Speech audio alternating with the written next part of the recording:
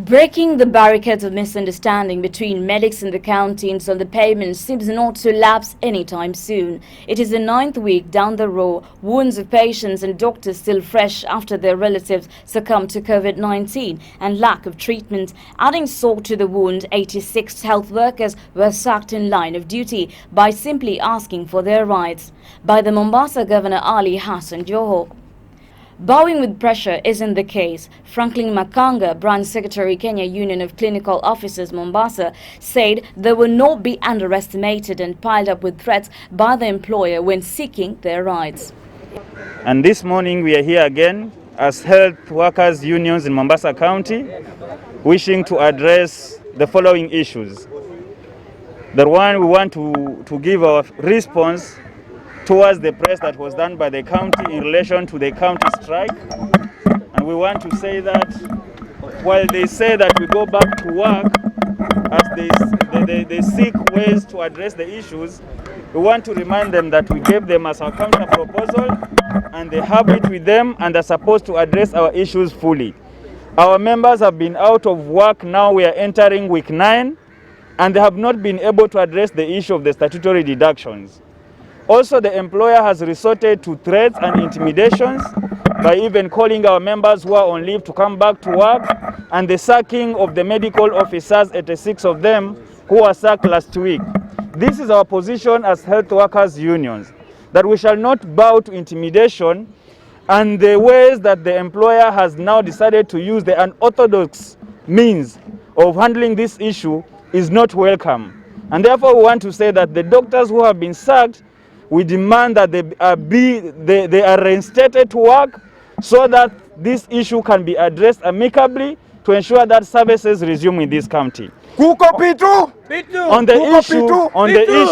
issue of politics that are being played by the COG by refusing to sign the return to work formulas that the nurses, the clinical officers and the KMPDU have worked out through the multi-agency committee, we want to ask the COG to take responsibility and let them understand the current citizen or the normal mwananchi is suffering right now. Services have been disrupted all over Kenya, and this is the time that they offer leadership and do away with the cheap politics where they want to frustrate the healthcare workers.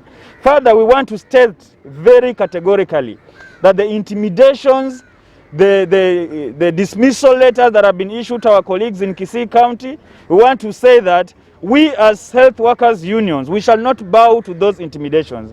And we want to ask all the 47 employers and the national government to be guided by law, because that is a provision in the Constitution. That in the Constitution, all state organs and officers shall be bound by the law.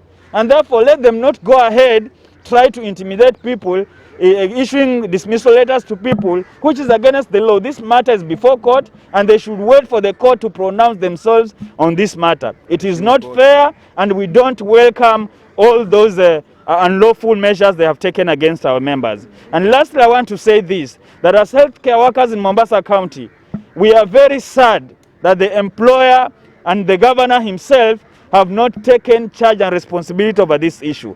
So the citizens of this country want to urge you, can you ask your political leaders in this country whom you elected to take responsibility and give you answers as to why in Mombasa County we have not been able to have healthcare services for the last over 70 days. That is all I heard. Peter Morocco, Branch Secretary, Kenya National Union of Nurses, shows his astonishment by the sacking of doctors while complaining how the government should bite the bullet on the situation instead of resorting to firing instead of hiring more doctors. It's very ridiculous, as my colleague has said, that for the employer, especially in Mombasa and the Kisii County, to sack somebody who has sat in class for 6 good years in a sitting, in a meeting that did not even deliberate on the pertinent issues that are affecting health workers in Mombasa. It doesn't really add up for Mombasa County to dismiss doctors who have been who they have employed and have been trained by the same government for close to 6 to even up to 12 years, those who are specialized.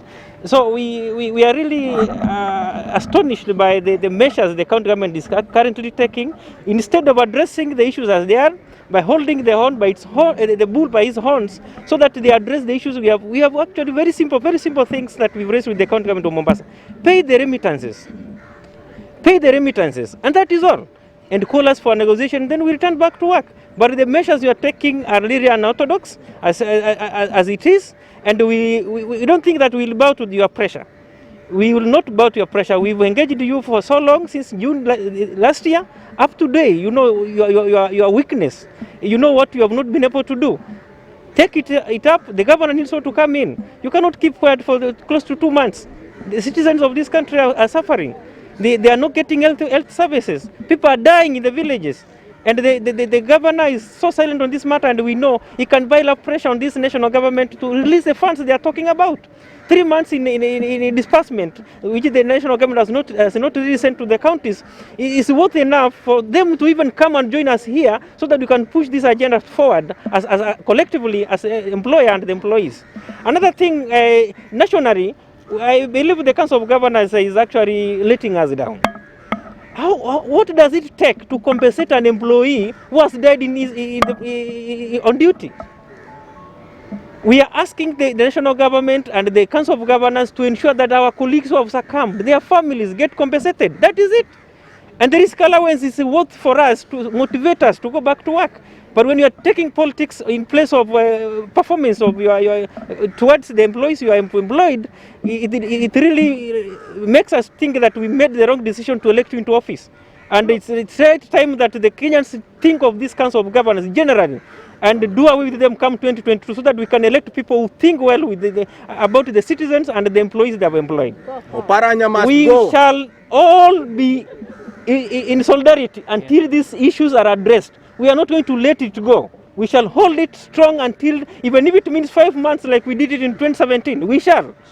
And we are ready to go. Even if you stop our salaries, even if you issue us dismissal letters, we shall address them. And you know what we can do. As unions, we have taken all measures necessary. Because you cannot fail on your way of doing things, and then you want to force us to go back to work. It's really very painful, especially here in Mombasa, for the issues we have been trying to address for 6 months, and yet we are here. This is 2021. The employer cannot take any good action. Instead, you are calling people back to work. It doesn't add up. So we are calling upon the Department of Health and the Chief Officer, the Public Health, please stop issuing people with letters to demand that they report back to work. Anybody, even if somebody is on leave, let you know it from today that we are all on strike, because the issues affecting us here affect all those who are on leave and who are not on duty at this time. And therefore, the only duty we demand our members to report to is to report under this tree until the county government of Mombasa addresses our issues. Some of the health workers have found themselves in bad books with the CRB. The Secretary General of Kenya National Union of Laboratory Officers in Mombasa, Moses Maingu, expresses his sentiments on the matter of the ongoing strike. Now, this is the 9th week, as our colleagues have said, we have not been addressed.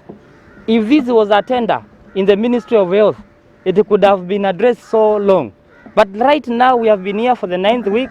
Our members' matters are becoming worse. Most of our members have been listed on CRB. We are not going back to work. All these intimidations from our employer, we welcome them. We shall be coming to report under this tree until all the issues are being addressed. It's so funny that our government has always been claiming they are broke. But you can pay billions of money for tea. You are broke. You can build a kilometer of road with 1 billion shillings. You are broke. You can increase the number of senators in this country. You are broke. But you can buy a mask that we are buying in the street for 10 shillings at 750 shillings, and you are broke. This is the time to address our issue. Health workers have a choice to make. Wherever health workers are right now, we have an issue here. We have to choose between a job and life. We have chosen a job for so long. Right now, we are choosing life. We have members who have succumbed to COVID. Their relatives are suffering. Their children are suffering. They cannot go back to school. Some of our members have succumbed without their salaries. Remittances are not being done. We have a choice that we have made right now. We welcome all those intimidations, but we are not going to go back to work without a solution. And we also call upon other organizations, human rights. People here in Mombasa are suffering. We are also suffering because we also need these services. Therefore, as a representative of the laboratory department, we are going to even review all these things. Even if it means we are going to stop the COVID testing, collecting of samples in this country, we are going to do it. Because our colleagues are doing that work, and when it comes to matters of hospital bills, we are solving them through WhatsApp. We are the people to make contribution. No more of this. We have said no more and no more. If it is intimidation, sacking, spot checking, we call upon you to continue doing them, but you are not going to bow down. Fingers crossed across the nation, while many hope that the candle of hope will not be put off and that the negotiation will be placed on the table by the county government and the medics. I'm Dalila Hamza reporting for Al Shifa TV.